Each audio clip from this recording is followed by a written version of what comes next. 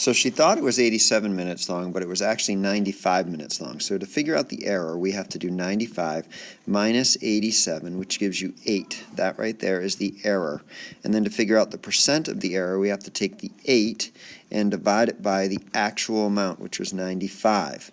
And when you do that, you end up with 0.0842, and then there's a lot of numbers after that. And then we need to multiply this by 100, which is the same as moving the decimal point over 2 places to turn it into a percent. And actually, you know what, I'll do one more because I think it says round to the nearest hundredth. So after that 2 is a 1. So what we have here is 8.421%, but it says round to the nearest hundredth, which is the 2. So we look to the right here, that's a 1, so the 2 is going to stay the same. So your answer is 8.42%, but for assistance, just type in 8.42, not the percent sign.